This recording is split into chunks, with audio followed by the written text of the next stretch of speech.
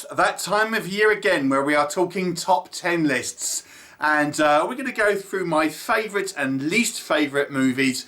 This is the favourite movies. Now I say favourite rather than best because this list is about movies that I have particularly enjoyed, but there may be movies that I have actually rated critically higher than the ones on this list, but just for pure enjoyment value, these are my favourite movies, and I have tried to kind of keep them to less mainstream movies to a degree. There's a couple arguably that are a little more mainstream, but I've tried to keep it somewhat to sort of independent sort of style movies. So let's get on with it then. So number 10, this is one called The Activated Man. I think this is technically a 2024 movie, although that was in the festival circuit. So like some of these might be, if you look at IMDb, 2024, but I'm talking about their kind of mainstream general release. So The Activated Man is a kind of a low budget movie that I reviewed a little while ago on a screener, and it's about this kind of like Men in Black sort of style, Shadow Men type film. But it's kind of an interesting X-Files-ish style movie with a genuine kind of like emotional hook. We follow this guy who is grieving the loss of his dog, and I have to say, you know, I'm not a huge animal person, but you kind of felt it. I felt genuinely sort of like emotive towards this movie. I think there's some good performances. Him and his wife or his partner, I thought had a really good sort of chemistry, and we have this kind of spooky kind of Shadow Man sort of style scenario. It's one of the final films from Tony Todd. So check out The Activated Man. Number 9 is the Jurassic Games Extinction. Now this is pure B-movie hokum, but for a low-budget kind of creature feature, I thoroughly enjoyed it. And I like this is actually a sequel to one called the Jurassic Games, where it's kind of a little bit like The Running Man. We have convicts in the original that are basically have the chance of survival. They've got to survive these kind of VR games where they kind of fight against dinosaurs and things like this. But this time it's a group of innocent people who are actually kind of doing maintenance inside the game that kind of get trapped in there and then have to kind of fight their way out. And it's you know, it's quite impressive for a low budget movie. Again, I'm used to watching a variety of kind of low budget fare here, so I was quite impressed. The VFX, there's a variety in creatures, there's a variety in locations. I thought it was pretty good, to be honest. Number 8 is Fear Below, and there's actually more than one shark movie on this list, but this is one of them. Fear Below is a kind of great period shark movie. Again, probably a lower budget one, but I just thought the setting gave it this kind of unique sort of quality. The slower pace of it was just a good all-round movie with some decent sort of characters. You know, a fair story there with characters that you kind of care about, you empathise with. And again, it has this kind of criminal edge to it that is quite sort of fun and gives it somewhat of a unique flavour. This kind of time setting that it's going to takes place in. So yeah, one of 3 shark movies on this list, I will say. So a good year for shark movies.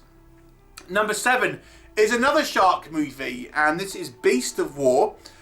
This was the most recent out of the shark movies that I've reviewed that are on this list. And this is a kind of a World War II era movie, and it's an Australian film about a group of kind of soldiers, Australian soldiers that get trapped at sea on a kind of a makeshift raft, and they're being circled by this this great white shark, and the shark is achieved practically. Again, it's not a perfect movie, but I really enjoyed it. It's certainly, again, a good example. There is still life in the killer shark genre. So this was a pretty good film. Number 6 is Primitive War, and technically speaking, this is an independent movie, though it did have a theatrical or cinema release. Again, it's an Australian movie, and is dinosaurs in Vietnam era war. And again, it's pretty impressive. Luke Spark is the director here, and he does a good job with a limited budget for making kind of an action-packed movie. Again, it's not the quality of Jurassic Park. It's a considerably lower budget movie than that, But it's a good all-round fun war dinosaur movie with some great set pieces. And again, when you consider the budget, it's pretty impressive. Number 5 is The Dam, or at least that is the English name of this Ukrainian movie. And this is actually a kind of, it's not a sequel, but it's a sort of in-universe sort of spin-off, I guess you would say, to a movie called The Witch Revenge. And this takes place in the current era Ukraine-Russia war. And this one has a group of Ukrainian soldiers going into a Soviet-era base, and there is they discover that there is genetic experimentation going on, resulting in zombies. And there's kind of special zombies who have certain kind of extra abilities and things like this. It's a good all-round zombie movie. Again, there's plenty of zombie films here, and I think having it involved in kind of current war, current affairs gives it kind of an extra little something. But I thought it was a decent movie. If you like zombie films, I would check it out. Number 4 is Dangerous Animals, and the third of the shark movies on this list. This one, again, probably the most high profile. It's got a limited cinema release. This one stars Jai Courtney, about a serial killer whose method of dispatching his victims is to feed them to sharks. This follows this kind of woman who is to try to outsmart him. But the sharks aren't the focus of this movie. It is more a serial killer movie, with the sharks being the method of killing. But it's a decent movie, and again, somewhat of an original take on a killer shark movie, and I guess serial killer movie at the same time. And again, it's quite memorable in that respect. And Jai Courtney makes for a good psychopath. Number 3, top 3 now. And again, this is a relatively high-profile movie, but not a cinema release. And this is The Gorge. And this was a streaming film that starred Anna Taylor-Joy and Miles Teller, about a deep ravine where we have a Russian soldier on one side and an American soldier on the other, and they've got to look after this gorge. And we learn that there's this terrible secret down there. It has a very kind of Resident Evil vibe to it. And it's a good action-packed... It's a little dumb, admittedly, but it's a good action-packed sort of science fiction horror. I could have quite liked the chemistry between the two of these characters, and they're great. Both of them are great actors. The kind of the science fiction concept, and when they go down into this kind of gorge, I enjoyed the kind of strange creatures and things that are down there. So check it out. Number 2 is probably the most obscure movie on this list, and this is Pater Noster and the Mission of Light. And I set a screener for this one, and I want to try and track down the Blu-ray if I can. And